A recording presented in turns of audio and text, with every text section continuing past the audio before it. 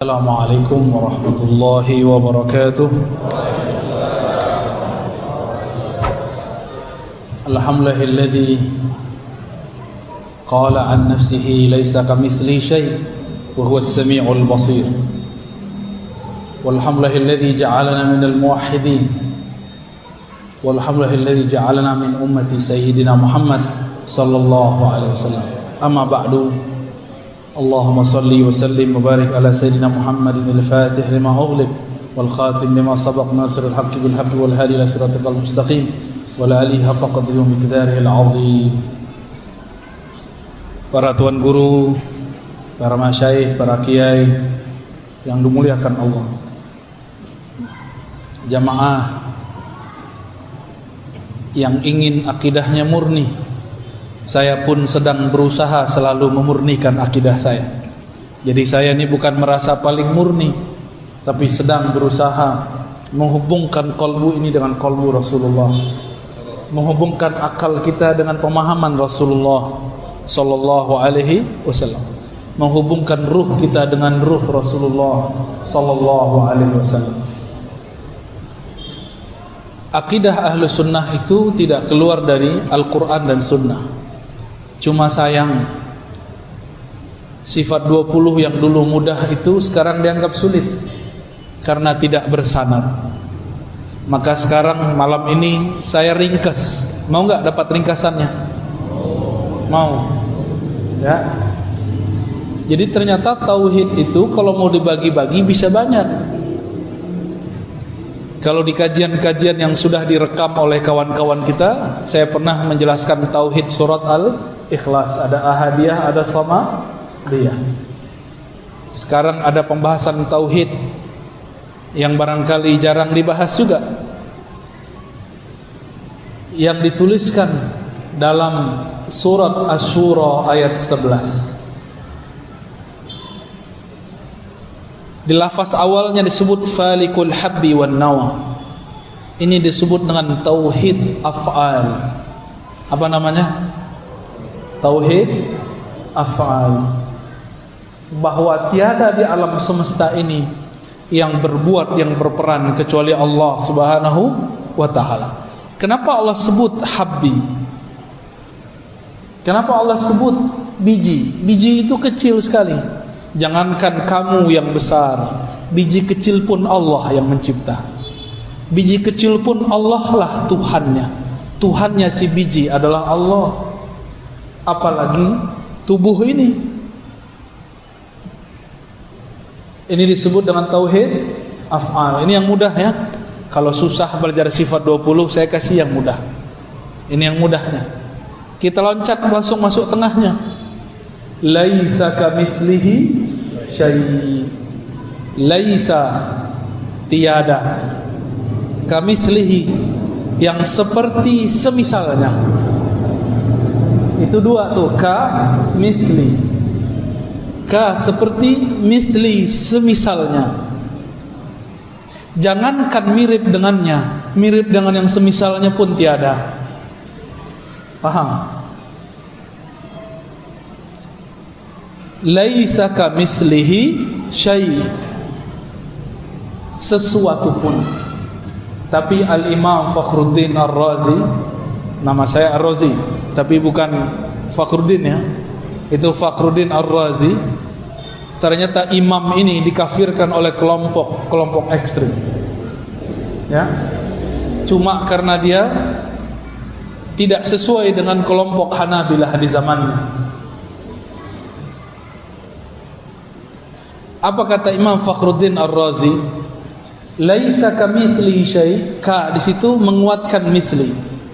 Artinya tiada yang serupa dengannya sesuatu pun.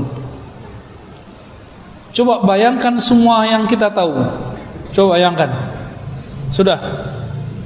Coba bayangkan semua yang kita tahu. Mulai dari malaikat, aras, kalau tahu. Pernah ke ujung bumi? Ujung Medan aja belum ya. Udah pernah ke ujung Sumatera? Udah pernah ke Sabang belum? Udah pernah ke Mentawai belum? Belum. Jangankan ujung langit, ujung bumi pun kita belum lewati. Ujung Sumatera pun kita belum lewat, apalagi ujung langit. Maka sungguh main-main jika ada orang membayangkan Allah bertempat di satu tempat. Laisa kamitsli syai', ini namanya tauhiduz zat. Apa namanya? Bahwa zat Allah itu sesuatu yang berbeda dengan segala sesuatu. Mahma tasawwarta bibalik fallahu bikhilafi dzalik. Apapun yang terbayang di dalam dirimu mengenai Allah, Allah berbeda dengan itu. Bayangkan apa saja, Allah beda dengan itu. Sebut istawa, terbayang sesuatu? Allah bersemayam di atas arsy, terbayang sesuatu? Allah bukan begitu. Disebutkan dalam surat Al-Fat, yadullah fawqa aydihim, tangan Allah di atas tangan mereka. Terbayang tangan? Allah bukan begitu. Paham? Ada hadis Nabi, yanzilu rabbuna, Allah turun setiap sepertiga malam terakhir. Terbayang sesuatu? Turun, terbayang apa? Dari atas ke bawah. Allah bukan seperti itu. Gampang gak akidahnya? Jadi gak perlu pakai takwil, gak perlu juga pakai tajsim, gak perlu ditakwil-takwil, diakal-akali, gak perlu juga diserupa-serupakan dengan jisim. Cukup katakan Allah beda dengan semua itu. Inilah penjelasan imam ahli hadis dulu, namanya Imam Al-Khattabi. Imam siapa? Al-Khattabi. Beliau ternyata pernah berinteraksi dengan murid-murid Imam Abul Hasan Al-Asy'ari, imam yang mensyarah pertama kali Sunan Abi Dawud, kitab hadis, imam ahli hadis ini.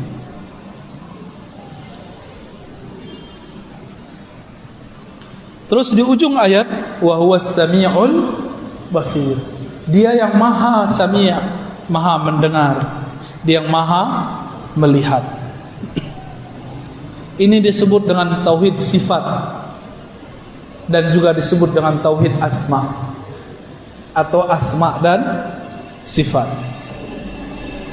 Allah menyebut dirinya sami' basir, tapi Allah juga sebut manusia dalam surat Al-Insan, faja'alnahu sami'an basira. Kami jadikan manusia mendengar dan melihat. Apa bedanya? Bedanya wa huwas sami'ul basir. Itu pakai alif lam, yang ini tidak pakai alif lam.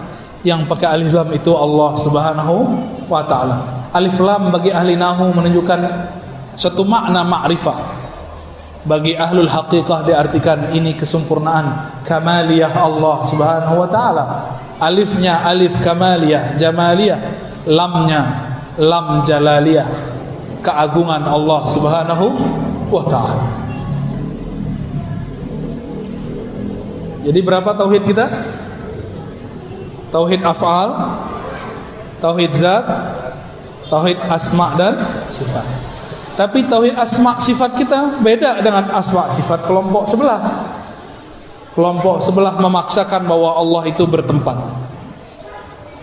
Kata imam dia, Allah jika turun sepertiga malam terakhir, dalam kitabnya Isbatun Nuzul, syarah Isbatun Nuzul, syarah hadis Isbatun Nuzul, kata dia, Allah jika turun dari aras, dia turun tanpa meninggalkan aras, tapi benar-benar turun, berpindah dari atas ke bawah. Tapi aras tidak ditinggal. Pusing kan? Itu namanya jam'u baina mutanaqidain, menggabungkan dua hal yang bertentangan. Turun dari atas ke bawah, kata dia. Benar, turun dari atas ke bawah.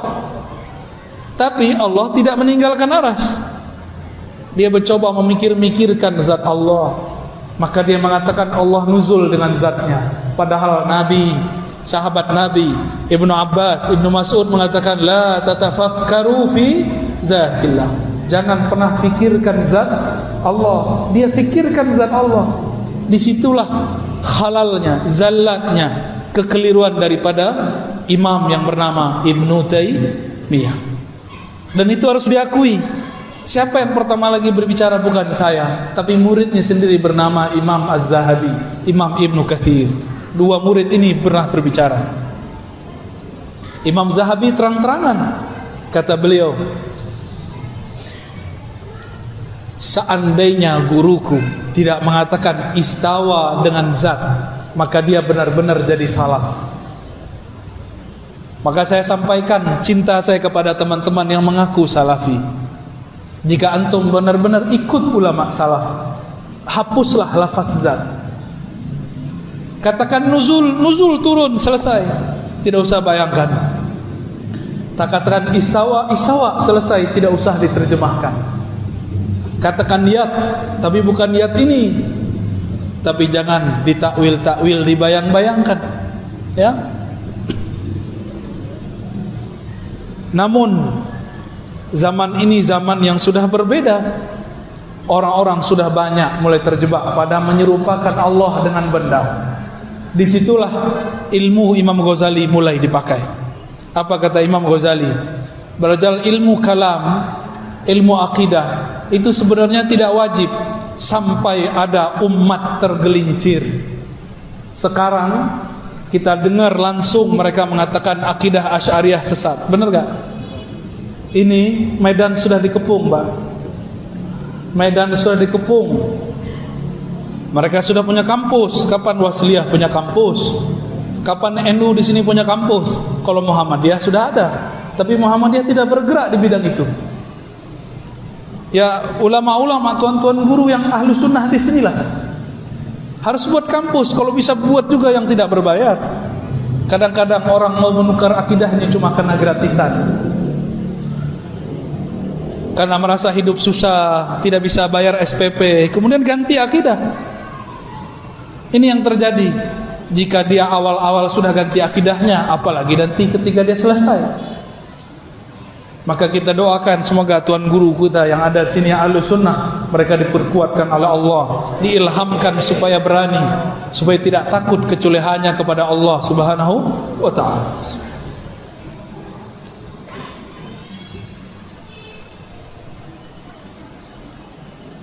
Itu pembagian versi surat Asy-Syura. Masih banyak pembagiannya. Ini tauhid itu banyak baginya. Mau yang ribet lagi nggak? Yang ribet atau yang mudah? Yang mudah surat Al-Ikhlas. Di surat Al-Ikhlas ada 4 tauhid di situ. Pertama tauhid ahadiyah. Qul huwallahu ahad. Katakanlah Allah itu dialah, hanya Dia yang sendiri. Maka Allah dulu sendiri, sekarang tetap sendiri. Allah istawa di atas aras, bukan berarti Allah duduk di atas aras. Wa huwa mustaghnin 'anil 'arsy. Seperti dikatakan oleh Imam At-Tahawi menjelaskan ayat-ayat tentang aras. Allah maha tidak memerlukan aras. Araslah yang memerlukan Allah. Maka jangan bayangkan Allah duduk. Dulu ada namanya Muhammad bin Karram. Saya sering sebut nama orang ini. Wafat 255. Diikuti oleh seorang ahli hadis, tapi akidahnya sudah keliru. Namanya Utsman bin Sa'id Darimi. Apa kata mereka? Allah itu duduk di atas aras dan menyentuhnya. Mumasah. Apa arti mumasah? Bersentuhan antara Allah dan aras. Mereka mengkafirkan Sufi Ibnu Arabi karena hulul ittihad dan wahdatul wujud. Hulul itu Allah nyatu ke hamba, ittihad hamba nyatu ke Allah. Wahdatul wujud tidak ada penyatuan, yang ada hanya satu wujud. Tapi mereka mengatakan Allah masuk ke alam. Masuk ke alam namanya hulul. Bagaimana cara Allah masuk ke alam? Allah turun sepertiga malam terakhir. Itu namanya hulul. Maka kita meyakini Allah istawa di atas aras, turun ke bumi, ke langit bumi, tapi tidak bersatu dengan bumi, tidak perlu memasuki langit. Karena jika diartikan memasuki, berarti kita membayangkan Allah Subhanahu wa taala zatnya. Dan ini pantangan para sahabat, pantangan Rasulullah sallallahu alaihi wasallam. Itu tauhid apa namanya? Ahadiyah. Jadi ahadiyah ini mudahnya Allah sendiri sebelum ada alam. Namanya tauhid ahad, berarti Dia sendiri. Lalu Dia ciptakan alam. Alam semuanya memerlukan ciptaannya, memerlukan kun darinya. disebut dengan Allahus Samad, tauhid samadiyah. Paham? Kita ini perlu butuh Allah enggak? Orang Medan nyebut butuh enggak jorok ya? Sama kayak orang Jakarta ya? Sama kayak orang Padang juga? Oh, sama. Allah tidak membutuhkan alam. Alamlah yang butuh kepada Allah. Allah tidak perlu disembah. Alamlah yang perlu menyembah Allah. Apa arti sembah? Sembah itu hormat. Sembah itu artinya mengenal. Alam itu butuh kenal Allah. Maka kemuliaan alam tergantung seberapa kenal dia kepada Allah. Kalau cuma kenal Bismillahirrahmanirrahim ya segitu aja. Kalau kenal makna Bismillahirrahmanirrahim itu lebih cakep lagi. Mungkin ada yang ngomong, susah amat belajar akidah. Berarti kita cuma segitu makomnya. Kita jadi orang awam aja. Berarti antum cuma jadi orang awam. Tidak mau menggunakan otak yang besar itu untuk memikirkan hal-hal yang penting. Dunia dipikirkan, cinta, jatuh cinta, patah hati dipikirkan. Giliran tentang Allah tidak mau belajar sifat-sifatnya. Sifat Allah boleh dipikirkan, tapi zat Allah tidak boleh dipikirkan. Lam yalid wa lam yulad, tidak melahirkan, tidak dilahirkan. Disebut dengan tauhid tanzih anis sabab. Tauhid tanzih, Allah maha suci daripada sebab. Allah tidak butuh sebab, dialah yang menciptakan sebab. Orang Yahudi datang kepada Rasulullah sallallahu alaihi wasallam. Apa kata mereka? Ya Muhammad, siapa yang menciptakan langit dan bumi? Allah. Lalu siapa yang menciptakan Allah? Itu orang Yahudi. Itu cerdas atau kebelinger? Cerdas atau bodoh? Jadi orang Yahudi itu enggak seperti yang diceritakan orang. Ada yang cerdas, ada yang tidak cerdas. Sama kayak kita. Kenapa banyak nabi di kalangan Yahudi? Karena banyak mereka yang menyimpang. Jadi jangan bangga dulu orang Yahudi jadi Yahudi, ya. Katanya dulu orang Batak daftar jadi orang Yahudi ya, nggak diterima ya. Loh janganlah, jangan daftar lah. Orang Melayu mau jadi orang Yahudi juga janganlah ya.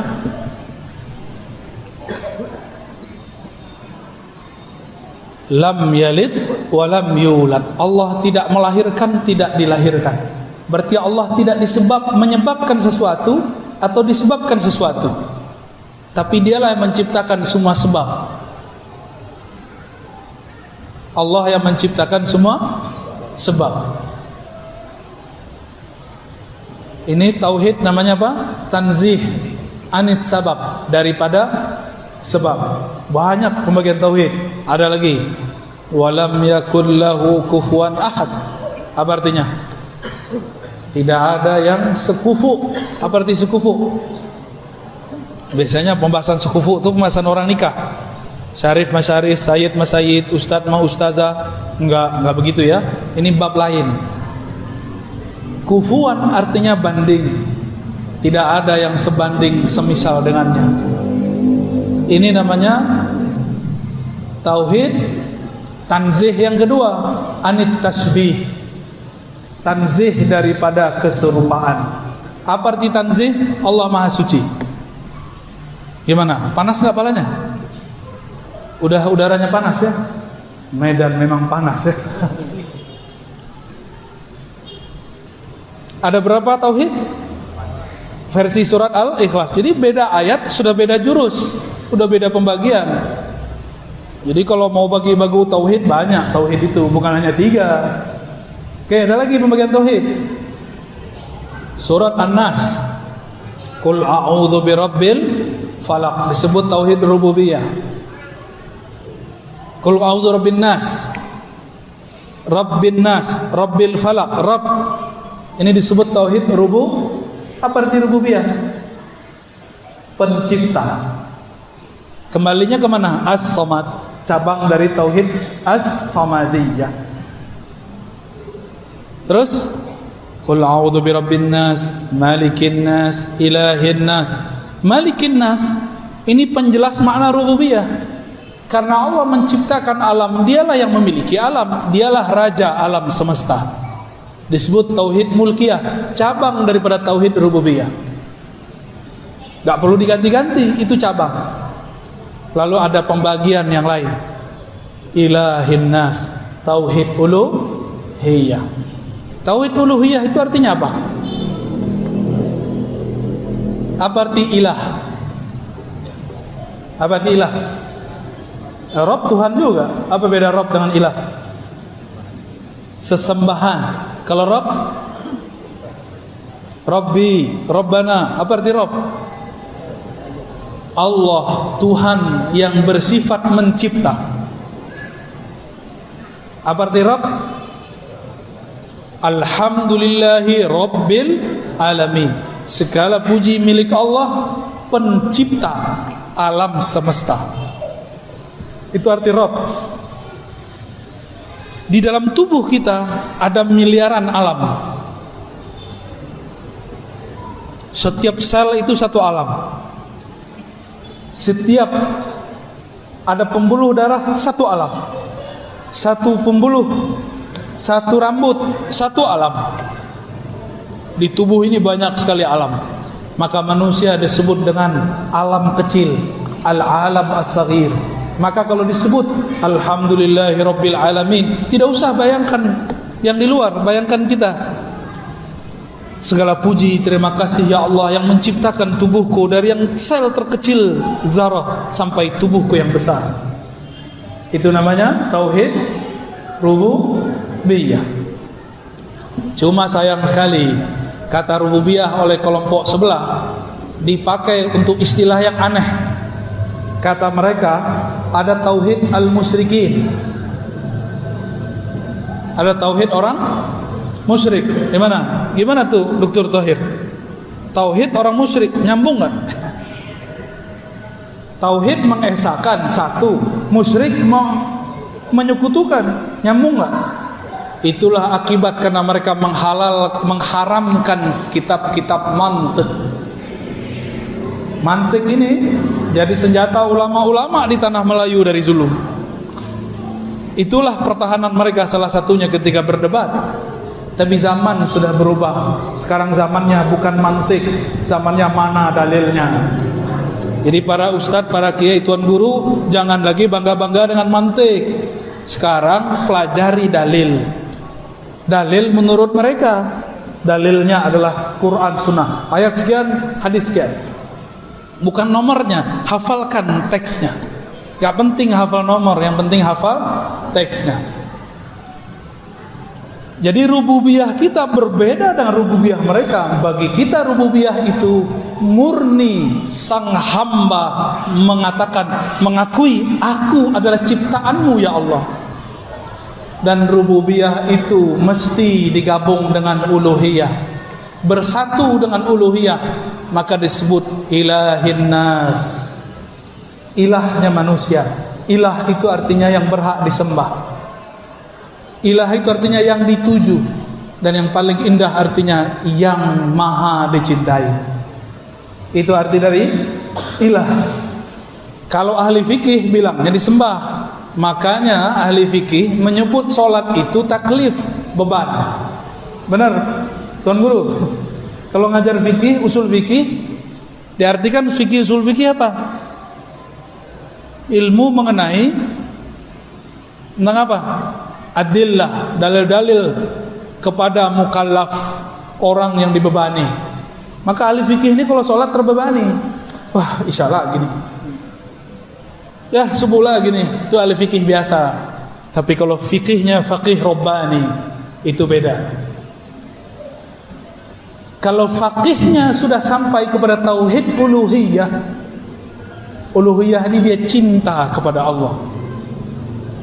Kalau kita cinta seseorang, malam pun kita jaga dia. Bapak ibu ini yang sudah punya anak, ibu-ibu udah anak, ya. Kalau anak kita bangun nggak? Bangun. Anak kita minta minum, kita ambilkan minum. Anak kita minta susu, kita susui. Maka disebutlah orang tua itu kama rabbayani saghira. Rabba itu mengurus urusan ciptaan. Maka nur rububiyah itu Allah turunkan kepada orang tua, bukan kepada berhala, seperti akidah kelompok sebelah. Nur rububiyah itu Allah turunkan kepada orang tua. Maka disebutlah Allah berwasiat, wa wassaynal insana biwalidayhi ihsana. Karena di dalam diri mereka ada satu nur, namanya nur rububiyah. Inilah yang kita baca, Rabbighfirli wali walidayya. Ya Allah, ampunkan aku dan kedua orang tuaku. Warhamhuma, sayangi keduanya. Kama rabbayani, sebagaimana mereka mengurusku dengan penuh kasih sayang di waktu kecil. Berarti rububiyah itu berkaitan dengan Rahman. Maka saya sebutlah rububiyah Allah itu rububiyah rahmaniyah. Apa arti rububiyah? Allah mencipta dengan rahmannya, dengan kasih sayangnya. Kalau Allah nggak sayang, kita nggak jadi. Maka kalau ada orang bunuh diri, dia sedang mengkhianati kasih sayang Allah Subhanahu wa ta'ala. Makanya Allah marah kepada orang yang bunuh diri, disiksa dia, kecuali di syariat Nabi Musa. Itulah tauhid uluhiyah. Kalau sudah gabung tiga tauhid ini, baru terjaga dari waswas syaitan. Syaitan itu yang ahli waswas namanya khannas. Siapa namanya? Jangan kasih nama anak khannas ya. Kayaknya ada di Quran ini ya. Buka-buka di Quran halaman terakhir, wah khannas. Saya kasih nama anak aja ya, Abdullah Khannas. Jangan ya. Kalau mau kasih nama anak, tanya ke ulama, ini benar gak artinya? Kalau orang sudah jatuh cinta kepada Allah, barulah dia masuk kepada tauhid uluhiyah. Orang-orang seperti inilah kalau ibadah bukan terasa beban. Bangun tahajud bukan karena cari pahala lagi, tapi karena malu. Allah dengan rahmannya turun ke langit pertama, masa kita tinggalkan dia tidur begitu saja? Itulah makna tanazzulat rahmaniyah, turunnya rahman Allah Subhanahu wa ta'ala. Kita datang ke rumah seseorang, tapi kita ketuk nggak buka-buka pintu. Kita ketuk lagi nggak buka pintu, ketuk lagi nggak buka pintu. Besok mau datang lagi nggak? Kita tahu dia ada di rumah. Itulah nasib orang yang ngaku cinta Allah, tapi ketika Allah membangunkan dia malam hari, mungkin dengan cara asbab buang air kecil, mungkin karena asbab mimpi baik, mimpi buruk, atau mimpi basah, dia tidak bangun. Maka besok-besok Allah tidak mau menyapa dia lagi. Ya. Jadi tauhid uluhiyah itu beribadah bukan mukallaf, beribadah karena bab cinta. Beribadah karena bab cinta. Gimana, ada cinta Allah belum? Kalau cinta Allah, sering ingat Allah. Kalau cinta Allah, pasti cinta Rasulullah sallallahu alaihi wasallam. Jika kita jatuh cinta seseorang, sudah lama tidak bertemu, disebut namanya, pasti hati ini bergetar. Karena mencintai Allah itu abstrak, susah dipikirkan. Maka Allah utuslah Nabi Muhammad sallallahu alaihi wasallam. Diutus Nabi Muhammad. Dengan diutusnya Nabi Muhammad, maka orang jika pandang Allah, cukup dengan memandang Nabi Muhammad, mereka ingat Allah Subhanahu wa ta'ala. Man izaru'u zukirallah. Orang yang jika dipandang, memandangnya membuat kita teringat yang diingatnya, yaitu Allah Subhanahu wa ta'ala. Nah, ini pembagian-pembagian tauhid yang mudah. Ada yang nyatet gak tadi? Antum hafalannya hebat-hebat semua ya? Ya sudah, gak apa-apa ya. Nanti diputar lagi ya. Kalau lagi putar, sediakan note di depan. Kalau dosen saya marah-marah ini. Guru saya kalau kita gak bawa pulpen, gak bawa note, oh bisa diusir. Cuma saya tidak pantas seperti guru saya. Yang pantas jadi beliau-beliau aja. Saya maafkan antum gak bawa note. Baik. Itulah kira-kira pembagian tauhid dari ragam macam. Ya, masih banyak pembagian tauhid. Nanti ada pembagian tauhid surat Al-Fatihah. ada tauhid di basmalah, ada tauhid di alhamdulillah. Oh, banyak sekali pak tauhid. Jadi kalau mau bagi-bagi tauhid nggak cukup 3, bisa banyak. Ya, mau dalilnya mana ada. Ya, insya Allah jika umur panjang nanti kita jelaskan lagi tauhid apa yang belum dijelaskan. Wallahu a'lam bishawab. Mohon izin Buya, ada pertanyaan di dalam Al-Quran terdapat beberapa ayat yang mengatakan Allah pada Allah. Bagaimana memaknai ayat tersebut dan Allah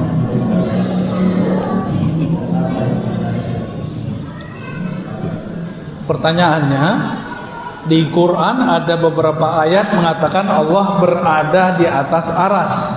Benar nggak ada ayat begitu? Beneran? Ada nggak Allah di atas aras? Berada.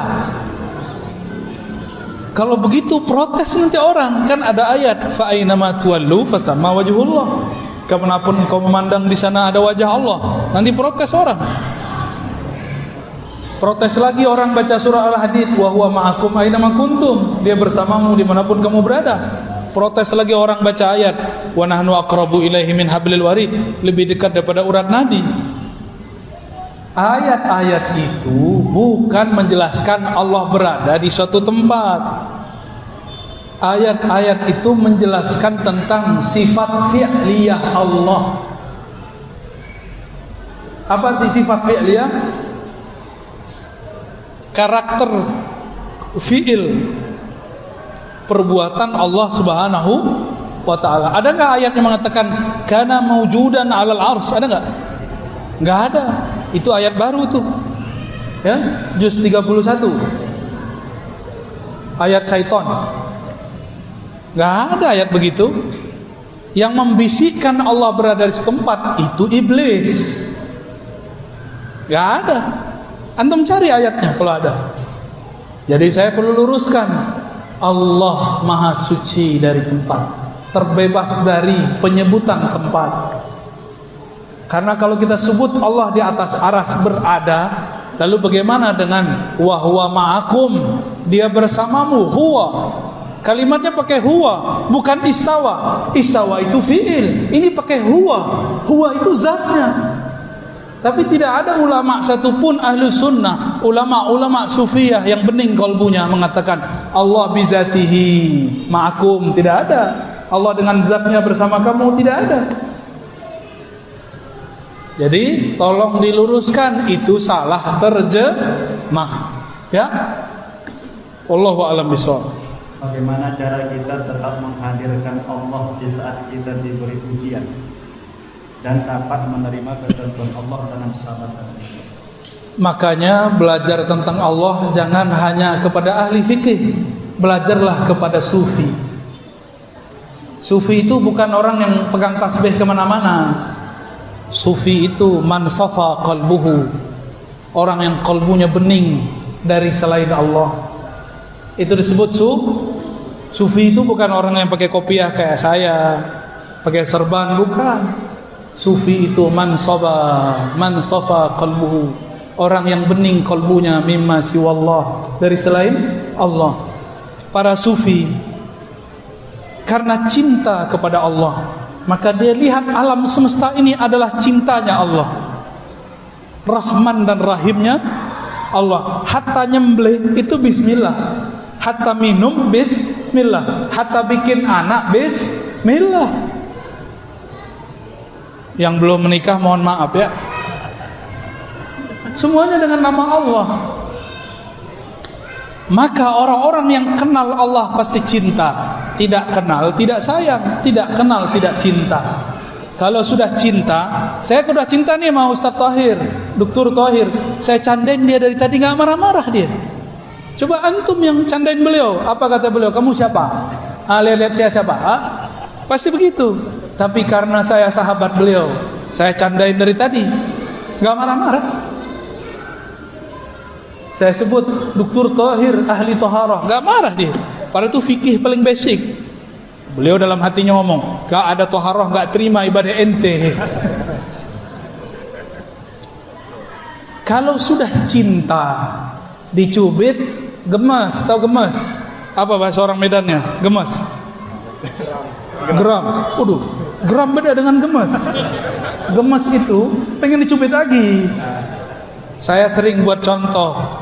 Kalau kita dulu di sekolah, di madrasah, di kampus, ketika kita mau masuk ruangan, ada perempuan yang kita suka atau ada laki yang kita suka. Bagi perempuan beradu bluk.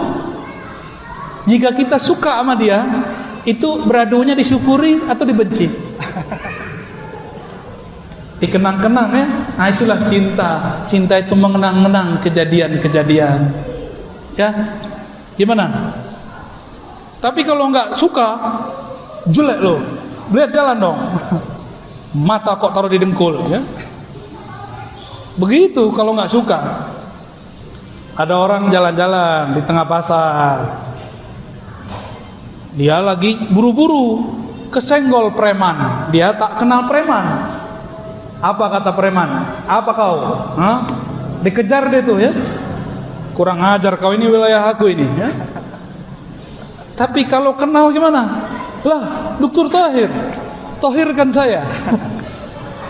Preman bertato disenggol Dr. Tahir, malah minta ditoharohkan. Karena sudah kenal.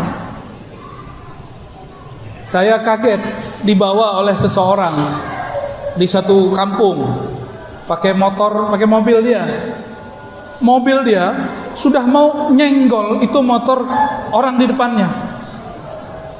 Ketika menyenggol, kena sedikit, sengaja disenggol. Orang itu mau marah, udah mau turun tuh, ya. Tahu-tahu dibuka kacanya, lah Ustadz. Nggak jadi marah. Dulu saya kalau nyetir ada orang nyalip, saya sering marah. Apa kata orang di samping saya? Bang, kalau itu yang nyalip kamu jamaah kamu bentak-bentak, ntar kamu malu nggak? Iya juga ya. Begitu. Jadi bagaimana cara supaya musibah tidak berat? Ujian itu musibah. Musibah itu sesuatu yang dikenakan ke badan, dikenakan ke hati pikiran. Jika sudah cinta kepada Allah, terasa seperti cubitan kekasih, maka kita malah pengen dicubit lagi. Jika tidak ada cubitan, malah kita cari-cari yang cubit yang baru. Gitu ya. Cukup? Terakhir dan mohon izin kepada Bapak Ibu, habis pengajian ini tidak ada salam-salaman dan kami akan sholat di luar nanti karena mau mengajar sholat lagi. Mohon biar penjelasan tentang bagaimana tanggapan dia terhadap paham salafi wahabi. Paham salafi wahabi. Salafi wahabi sama. Mereka itu saudara kita. Mereka masih syahadat kan? Meskipun mereka menganggap kita tidak bertauhid yang benar, kita tidak perlu mengatakan hal serupa. Meskipun mereka mengatakan Dr. Tahir ini penyembah kubur karena suka ziarah kubur. Saya mau diajak ziarah kubur, tapi karena waktu tidak cukup, saya mengatakan, sorry dokter, aku lagi tidak mau menjadi penyembah kubur. Kuburiyun, kita nih dituduh sebagai kuburiyun. Perlu nggak membalas orang yang tidak mengerti dengan emosi? Mereka itu cuma tidak mengerti kita.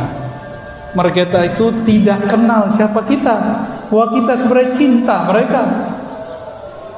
Maka saya mengimbau kepada semua yang di kolbunya ada cinta kepada Allah, cinta kepada Rasulullah. Irhamu man fil ard. Sayangi makhluk di bumi. Jangankan salafi, anjing aja kita sayang, kucing aja kita sayang, ular aja kita sayang, kecuali ular yang manggu sholat. Hewan tidak berakal kita sayang, apalagi mereka. Tapi bagaimana sikap kita secara keilmuan? Secara keilmuan namanya ilmu, itu boleh kritik mengkritik. Namun Allah mengatakan innamal mu'minuna ikhwah. Orang beriman itu bersaudara, kecuali mereka sudah nggak anggap kita bersaudara. Sepertinya begitu. Karena imam mereka punya kitab tauhid. Kata imam mereka, sufi-sufi, asy'ari itu orang-orang sesat. Orang yang maulid itu sama dengan Nasrani. Orang yang tawassul itu syirik akbar. Antum dituduh syirik akbar. Akbar artinya apa? Syirik akbar sama dengan kafir. Sama, dan mereka nggak sadar itu. Mereka mengatakan tabarruk, ngambil berkah kepada orang soleh. Itu disebut dengan ubadul kubur, penyembah kubur. Kalau begitu sahabat Rasulullah semuanya penyembah kubur, karena mereka suka berziarah kepada Rasulullah. Mereka bertabarruk dengan Rasulullah hayyan wa mayyitan, baik Nabi hidup ataupun sudah wafat. Ini akhir yang mau saya sampaikan. Kata Abu Juhaifah, ketika Rasulullah datang ke Mekah, maka kami para sahabat mengambil tangannya. Waktu itu enggak beringas. Rasulullah waktunya luas, tidak dijadwal seperti Ustaz Thohir jadwal saya. Kalau saya tidak dijadwal banyak-banyak, saya mau salaman banyak-banyak. Tapi karena waktunya tidak mungkin, saya tidak bisa mengamalkan itu. Karena satu lagi, saya tidak pantas dicium tangannya. Cuma orang-orang cium juga tangan kita. Saya tahu aib saya, Bapak Ibu. Saya tahu dosa saya. Saya tahu posisi saya di hadapan Allah, bahwa saya ini orang yang hina. Makanya saya minta kepada panitia, tolong jangan dikondisikan salaman, cukup bil qulub, dengan hati. Namun kadang-kadang para muhibbin, orang cinta, dia lupa, kalap, dikejar juga. Mohon maaf ya. Jadi bagaimana sikap kita? Lihat Nabi SAW. Nabi tangannya diperebutkan, Nabi meludah, air ludahnya diperebutkan. Itu sahabat ambil ludah Nabi, sahabat yang di belakang nggak kena, maka diambil tangan sahabat yang sudah menempelkan air ludahnya kepada mukanya, diambil tangannya, dicium. Gimana? Syirik nggak tuh? Itu ada di Sahih Bukhari. Mungkin mereka nggak baca Sahih Bukhari ya. Oh, ini khusus buat Nabi. Lah, Anas bin Malik ditemui oleh seorang tabi'in. Kata tabi'in ini, wahai Anas, wahai Sayyid, pelayan khidmah kepada Rasulullah, izinkan aku mencium mata yang dulu matamu memandang Rasulullah sallallahu alaihi wasallam. Dulu ada sahabat diludahin oleh Rasulullah, atau air ludahnya adalah Rasulullah masuk ke dalam mulutnya. Ada sahabat yang memakan darahnya Nabi. Apa kata si tabi'in ini? Wahai Tuan Jabir, izinkan aku mencium lidah yang dulu lidah itu pernah merasakan air ludahnya Rasulullah sallallahu alaihi wasallam. Syirik enggak? Mereka tidak faham bab cinta. Kita maklumi. Ya. Masa orang yang faham tidak bisa sabar kepada orang tidak faham? Sabar sampai Imam Mahdi keluar. Ya. Kalau kita mati sebelum itu ya sudah mati aja. Ya. Semoga umur kita sampai. Maka mereka tidak percaya kepada zuriat Nabi Habaib. Benar enggak? Mereka tidak percaya kepada mazhab.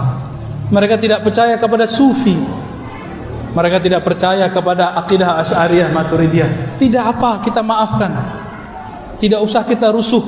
Maka saya sering katakan, saya begini ini bukan untuk menolak mereka, tapi ingin memperkuat sesama kita. Jadi niatkan ngaji, memperkuat keahlusunnahan kita, bukan untuk berdebat dengan mereka. Karena yang belajar ingin berdebat tidak dapat mencium bau surga sejauh 500 tahun perjalanan. Maka saya minta ampun kepada Allah, karena dulu pernah berniat belajar sunnah, khatam Sahih Bukhari Muslim, niatnya untuk berdebat mereka. Benarlah kata Sayyidina Ibn Abbas, al-ilmu lillah, ilmu milik Allah. Dan ilmu itu dia enggan kecuali mengarahkan, membimbing orang yang punya ilmu itu kepada Allah Subhanahu wa ta'ala. Jadi sama-sama kita doakan mereka ya. Jadi kalau ngelihat saya ini kritik mereka, bukan saya benci. Wallahi la ubghidu ahadan minal muslimin wa in kana ikhtalafa ma'ana. Ya, saya enggak pernah benci siapapun orang Islam. Bahkan selain muslim pun saya tidak pernah benci, kecuali yang disuruh Allah benci. Ya. Semoga kajian ini diridhai oleh Allah Subhanahu wa taala. Semoga ukhuwah kita terjaga. Semoga Medan bertahan, berkibar, imam-imam, syekh-syekh, tuan guru aswajanya, jamaah ahlus sunnahnya, yang bersambung kalbunya, akal fikirannya kepada Rasulullah sallallahu alaihi wasallam. Allahumma amin, Allahumma amin, Allahumma ya rahmanir rahim. Salli ala qalbi Sayyidina Rasulullah SAW fil qulub. Ya Allah, sampaikan salam dari kalbu kami kepada kalbu Rasulullah sallallahu alaihi wasallam. Wa salli ala aqli Sayyidina Muhammad fil uqul. Ya Allah, sampaikan salam akal pemahaman kami kepada akal pemahaman Rasulullah sallallahu alaihi wasallam. Allahumma salli ala ruhi Sayyidina Muhammadin fil arwah. Ya Allah, sampaikan salam rindu ruh kami kepada ruh baginda Nabi Muhammad sallallahu alaihi wasallam. Allahumma salli ala jasadi Sayyidina Muhammadin fil ajsad wa qabri Sayyidina Muhammadin fil maqabir. Ya Allah, dengan semua apapun yang kami punya ataupun tidak kami punya, sampaikanlah salam rindu kami kepada Rasulullah sallallahu alaihi wasallam. Ya Sayyidi ya Rasulullah, wahai Rasul kami, wahai Nabi kami, jawablah salam kami. Assalatu wassalamu alaika ya Sayyidana ya abati ya Rasulullah. Rabbana atina fid dunya hasanah wa fil akhirati hasanah wa qina adzabannar. Walhamdulillahi rabbil alamin wal afu minkum.